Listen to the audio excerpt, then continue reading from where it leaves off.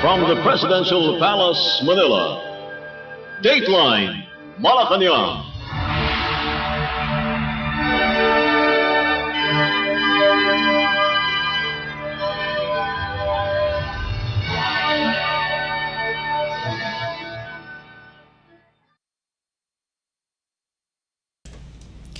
Good day, this is Dateline Malacañang, and here are the news. Philippine President Ferdinand R. Marcos Jr. said the government is currently assessing the extent of the damage caused by the magnitude 6.9 earthquake that struck Bogo City, Cebu, Tuesday night. In a media interview during his visit to Masbate City, President Marcos said Defense Secretary Gilberto Teodoro, who chairs the National Disaster Risk Reduction and Management Council, or NDRIMC, flew to Cebu to evaluate the impact of the strong quake. President Marcos also expressed the government's readiness to assist displaced individuals. President Marcos has directed concerned government agencies to deliver timely and immediate assistance to quake-affected areas. He also urged the public to stay alert and heed the local government's advisories. The NDRIMC and the Office of the Civil Defense are leading the coordination of all government agencies to ensure swift and organized relief and rescue efforts. Cebu Province has been placed under a state of calamity following the massive quake that claimed the lives of over 60 individuals. Dateline Malacañang. Philippine President Ferdinand R. Marcos Jr. extended his condolences to the victims of the magnitude 6.9 earthquake that struck Cebu Province Tuesday night. In a statement, President Marcos said the government will provide immediate assistance to the affected areas. The president called on everyone to stay alert and heed the advisories issued by local governments. He said the Office of the Civil Defense and the National Disaster Risk Reduction and Management Council are leading the coordination of all government agencies to ensure a swift and organized response. He noted that the Department of Public Works and Highways has conducted road assessments to ensure the safety of roads and bridges, while the Department of Energy is working to restore the power supply. He added that the Department of Health has already deployed additional personnel to hospitals, while the Department of Social Welfare and Development is delivering food and other forms of aid to affected individuals. President Marcos also assured the public that the Bureau of Fire and Protection is assisting in search and rescue operations, while the Philippine National Police is focused on maintaining order and supporting rescue efforts. The Philippine Institute of Volcanology and Seismology initially measured the earthquake at magnitude 6.7 before upgrading it to 6.9. The tremor struck at 9:59 in the evening on September 30, with its epicenter located 21 kilometers northeast of Bogo City, Cebu. Dateline Malacañang. The Department of Health, or DOH, has dispatched additional medicines and medical supplies worth 933,647 pesos to earthquake-hit Cebu, reinforcing ongoing emergency response efforts in the province. The DOH reported that a C-130 aircraft loaded with the commodities took off from Villamor Air Base at 6:58 in the afternoon to Mactan, Cebu, in coordination with the Office of Civil Defense. DOH Secretary Teodoro Herbosa said the move, carried out under the directive of Philippine President Ferdinand R. Marcos Jr., ensures the continuity of emergency health services in Cebu following the magnitude 6.9 earthquake that hit the province. The additional medical resources include essential medicines, first aid supplies, and other health commodities, augmenting preposition stockpiles already available at DOH Central Visayas. The DOH earlier deployed 5 health emergency response teams, or HERTs, to Bogo City. Meanwhile, the Philippine Emergency Medical Assistance Team, or PEMAT, remains on standby for rapid deployment to provide backup to local medical responders. Dateline Malacañang. Health Secretary Teodoro Herbosa assured that the Department of Health, or DOH, is mobilizing its Quick Response Fund, or QRF, and tapping Philippine Health Insurance Corporation, or PhilHealth, coverage to assist victims of the powerful earthquake that struck Cebu Tuesday night. At the Senate Committee on Finance deliberation of DOH's proposed 2026 budget, Herbosa said at least 166 million pesos remains in the agency's QRF, which will be used for immediate needs such as medicines, surgical supplies, and repair of damaged health facilities in Cebu and Masbate. Herbosa added that PhilHealth has been instructed to issue a no-balance billing policy for quake victims, similar to what was implemented during Typhoon Yolanda or Haiyan, to ensure patients can be treated in private hospitals without out-of-pocket costs. He said the DOH is prepared to take over the operation of local health facilities if necessary and will deploy psychosocial teams from the National Center for Mental Health to support survivors. Dateline Malacañang. Department of Social Welfare and Development or DSWD Secretary Rex Gatchalian assured to provide Cebuanos greatly affected by the 6.9 magnitude earthquake with food and water. Gatchalian flew to Cebu straight from the severe tropical storm Opong devastated Masbate province, where he and the president personally led the distribution of various aids including family food packs or FFPs for the victims displaced by the typhoon.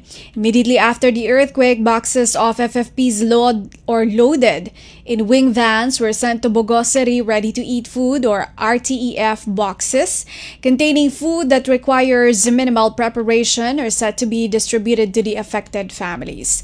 More aid is expected to pour in to ensure sustained relief efforts in the area. The DSWD Gatchalian said has over 300,000 boxes of FFPs stockpiled in the Visayas Disaster Resource Center in Mandaue City. Gatchalian assured the provincial local government of Cebu that the DSWD's Field Office 7 Central Visayas will provide cash aid under the Assistance to Individuals in Crisis Situation or AICS program. Benefits under the AICS include medical assistance to the injured locals and burial assistance for families who lost their loved ones from the powerful quake. The department is also preparing psychosocial intervention to help the affected families and individuals deal with the trauma caused by the tremor. For the recovery phase, the DSWD chief said the agency will provide emergency cash assistance as soon as the verified list of beneficiaries is provided by the concerned local government units. More than 27,000 families in 42 barangays have been affected by the September 30 quake as of writing time. The number of affected families is expected to increase as the assessment is still ongoing. Dateline Malacañang. In line with Philippine President Ferdinand R. Marcos Jr.'s deep commitment to comfort the families and individuals affected by the 6.9 magnitude earthquake in Cebu, the Department of Social Welfare and Development or DSWD will provide burial assistance to families whose loved ones were among the fatalities in Tuesday's tremor. Assistant Secretary Irene Dumlao of the DSWD's Disaster Response Management Group, DRMG, said the department's Field Office 7 Central Visayas will also be providing 10,000 pesos cash assistance to the families who lost their loved ones. The death toll from the powerful quake that rocked Central Visayas continues to rise, along with the number of injured and missing individuals, based on reports by Cebu's Provincial Disaster Response and Risk Reduction Management Office, or PDRRMO. The province of Cebu has been placed under a state of calamity to give the provincial government the ability to respond quickly and effectively, as well as mobilize resources, extend immediate assistance to affected families, and implement rehabilitation measures for immediate recovery. The DSWD Secretary Rex Gatchalian has instructed Undersecretary Diana Rose Cahipe of the Disaster Response Management Group or DRMG and Assistant Secretary for Community Engagement Ulysses Aguilar to oversee the appropriate disaster response aid in Cebu in line with the directive of the President to prioritize the immediate assistance to affected communities. The DSWD team, which includes Central Visayas Regional Director Shalane Marie Lucero, is now in Bogo City to conduct damage and needs assessment in the area, which was the hardest hit by the earthquake. Dateline Malacañang.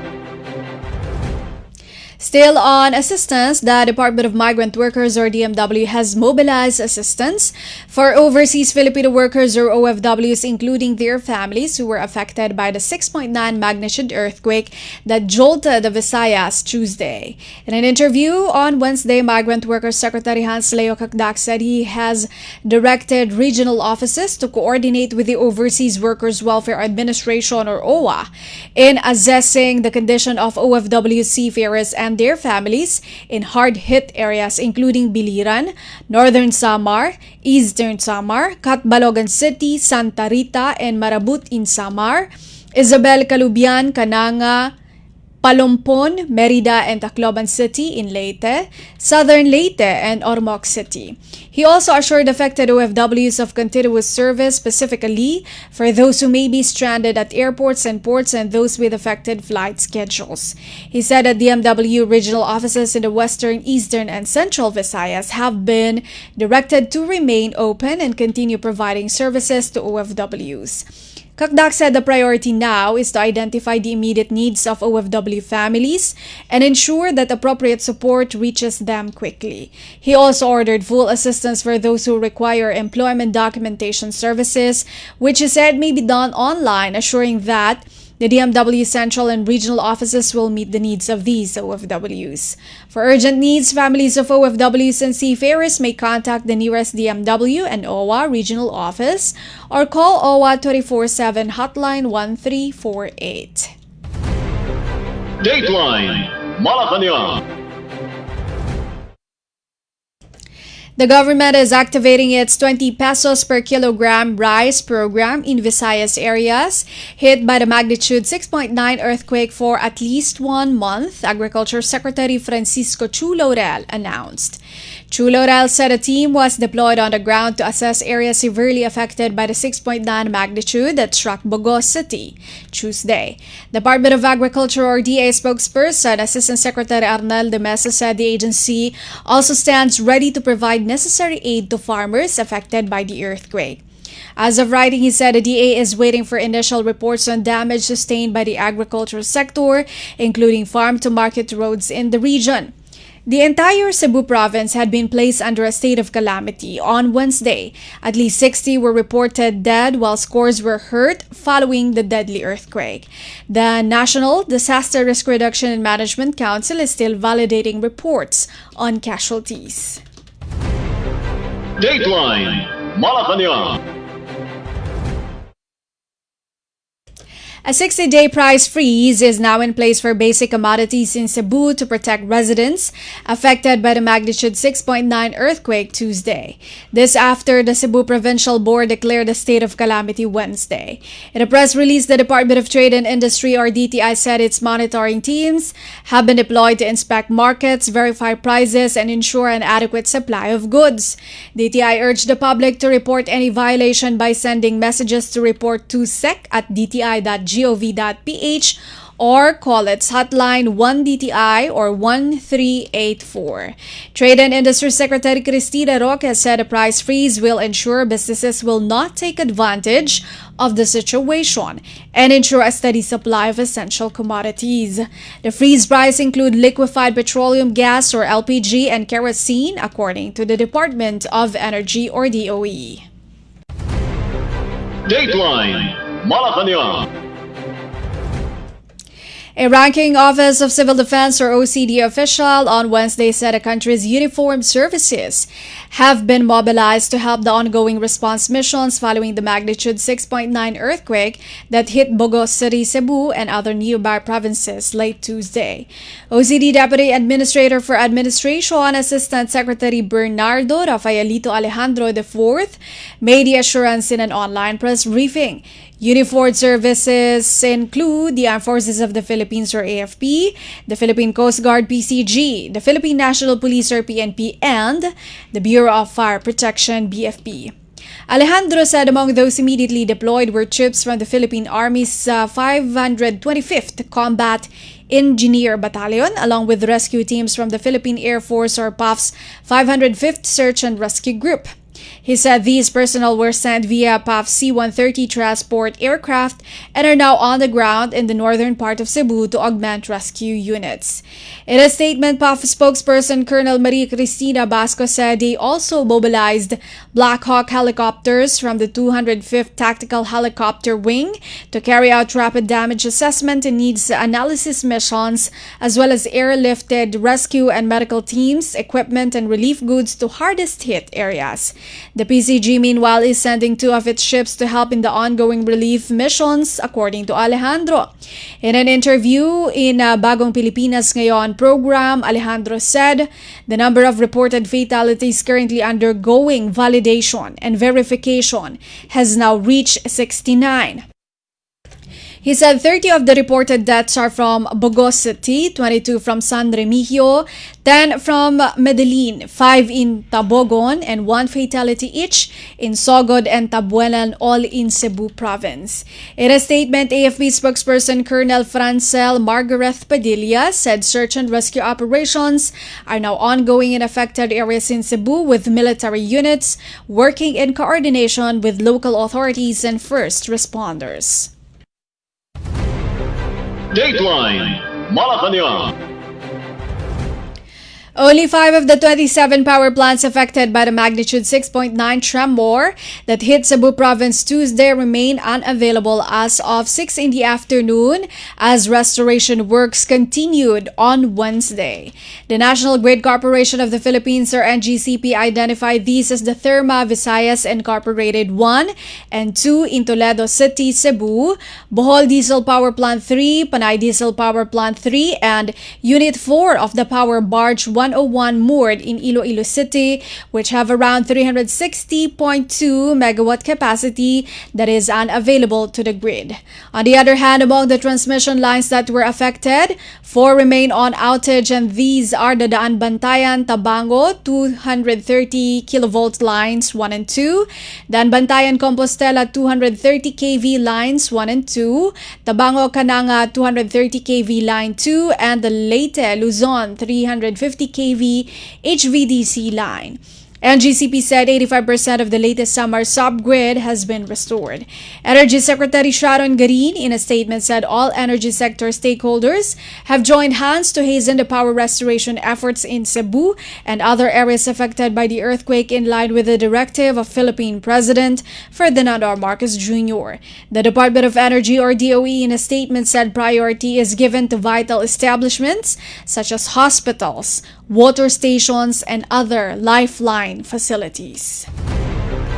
Dateline Malacañang. The government is conducting an assessment of infrastructure in Cebu after the province was struck by a 6.9 magnitude earthquake Tuesday.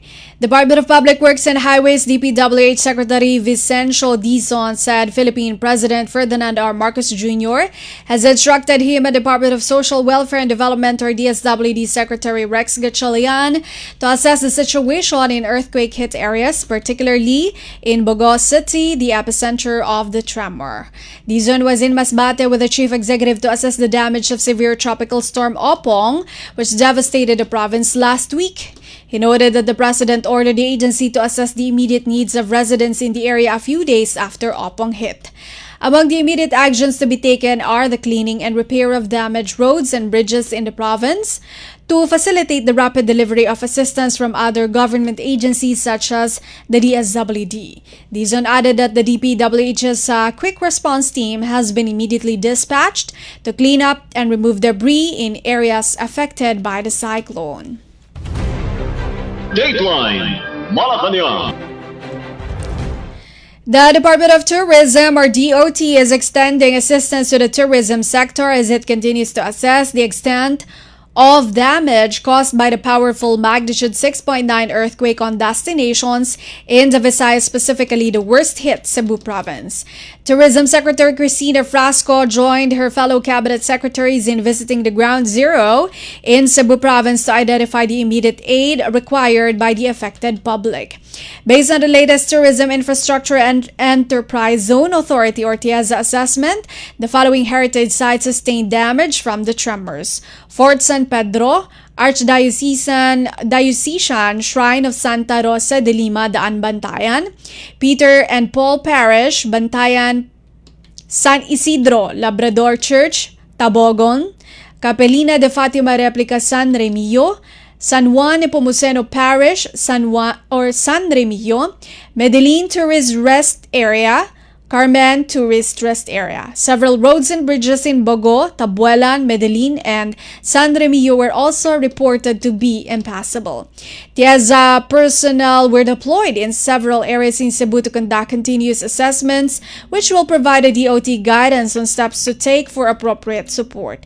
Based on the latest report from DOT Central Visayas, a total of 80 tourism establishments, 21 tourist sites, 36 accommodation establishments and 23 other tourism infrastructure were damaged by the earthquake. A total of 711 tourism workers were affected within the region, including staff from hotels, resorts, restaurants, travel agencies, transport services, and related enterprises. A total of 15 tourists were reported stranded, 1 in Bogo City, 8 in San Remillo, and 6 in Santa Fe, while 8 have already checked out of their hotels and traveling to Cebu City. 6 guests in Bantayan meanwhile opted to extend their stay until the resumption of ferry operations. 1 foreign guest is still in Bogo City, but DOT Central Visayas is already facilitating the possible transfer of said guests to another accommodation within the area. The DOT repeated its advice to travelers to remain alert and keep their mobile phones and power banks charged. It also reminded tourists to avoid mountain areas and coastlines following a landslide in Barangay Calanan, Tabogon, and the evacuation of residents in Daan, Bantayan after seawater receded.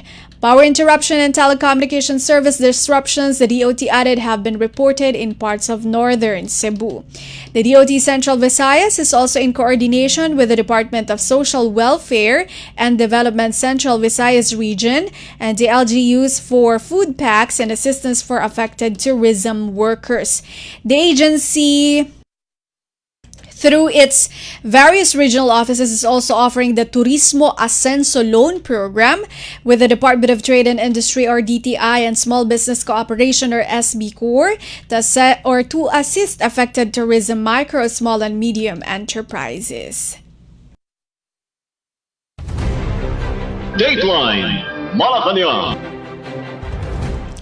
Meanwhile, still on emergency response and other incidents, Philippine President Ferdinand R. Marcos Jr. turned over some 3 million pesos to the provincial government of Masbate to facilitate the immediate repairs of the Masbate Provincial Hospital, which severe tropical storm Opong damaged. President Marcos led a turnover of the 3 million pesos check from the Department of Health during his visit to the damaged hospital, according to the PCO. During the visit, President Marcos also assessed the key facilities of the hospital, including the emergency room complex and the internal medicine ward. President Marcos also brought 2 additional Starlink units to enhance the hospital's communication amid connectivity issues. He also provided emergency generator sets to boost the power supply and ensure patient safety. As of September 30, the Masbate Provincial Hospital is accommodating 339 patients with the support of 364 personnel, data from the PCO showed. President Marcos also presided over a situation briefing on the aftermath of Opong held at the Masbate Comprehensive National High School. The President also distributed various assistance to around 600 families staying at the Nursery Elementary School Evacuation Center, also in Masbate City, including 10,000 pesos in cash aid through the Assistance to Individuals in Crisis Situation, or AICS program of the Department of Social Welfare and Development, or DSWD. Dateline Malacañang. Finally, for Dateline Malacañang, Philippine President Ferdinand R. Marcos Jr. welcomed reports of growing public support for him and his administration, saying it inspires him to work even harder for the country's betterment. This after the results of the Social Weather Station's SWS 229 survey showed an increase in public satisfaction with Marcos's performance in the second quarter of 2025. While he maintained that his work performance should not be measured by numbers alone, President Marcos expressed gratitude, knowing that more Filipinos are satisfied with his efforts to give them a more comfortable life. President Marcos emphasized the importance of delivering real progress and providing immediate services to the people. He said a government official should remain focused on working for the country instead of engaging in politics for personal gain. It's of course it's nice to know. I didn't know about that, but now that you tell me, of course I'm glad that it's that way. I guess we just have to keep working. Wala naman whatever is happening, kahit na anong nangyayari, kahit may bagyo, kahit na may skandalo, kahit may gulo, ang taong bayan ay umaasa sa pamahalaan na tuloy ang serbisyo, tuloy ang trabaho ng pamahalaan, tuloy at every level, at the national level, at the local level, na tuloy-tuloy lang. Kami, mga public servant, kami ng mga hinalal ng taong bayan, ay dapat nakikita na hindi naglalaro na kung ano-ano ginagawa, namumulitika, whatever, basta nagtatrabaho lang para makapagserbisyo sa tao. Around 46% of adult Filipinos were satisfied with President Marcos's performance, while 36% were dissatisfied and 19% were undecided, yielding a net satisfaction score of moderate +10 according to the SWS non-commissioned survey.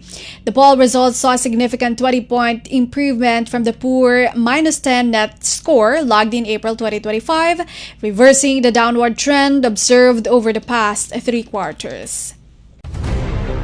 Dateline Malacañang.